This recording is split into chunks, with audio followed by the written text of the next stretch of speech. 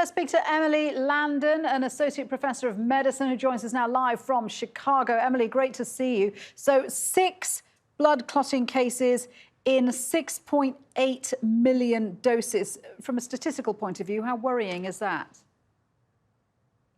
Well, probably not terribly worrying unless you're one of those 6 people. So the truth is that this is, even if this is connected to the vaccine in some way, it's incredibly rare. I have been telling people that I think this is a great example of how incredibly careful the United States FDA and CDC are about making sure that things are safe before we give them to individuals. Even 6 cases out of 7 million can convince us to stop a life-saving and important vaccine drive in order to make absolutely certain that we are giving it to the best possible recipient.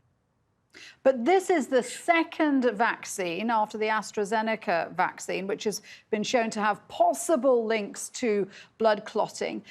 There will be a big question mark in people's minds about how safe these vaccinations are, given they were pushed out so quickly. Well, I think it's really important to remember that COVID kills 1 out of 100 people who get it.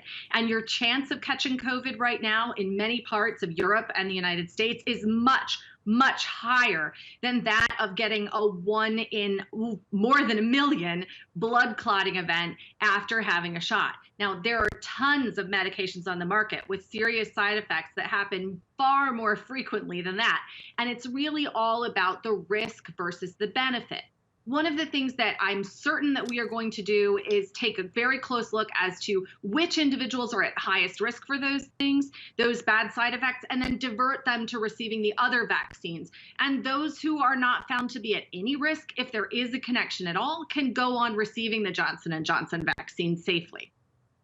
The Johnson & Johnson vaccine, of course, is a single-dose vaccine, unlike the others that are on the market at the moment, which is seen as a huge advantage. How will halting it as part of a vaccination program affect the vaccine rollout?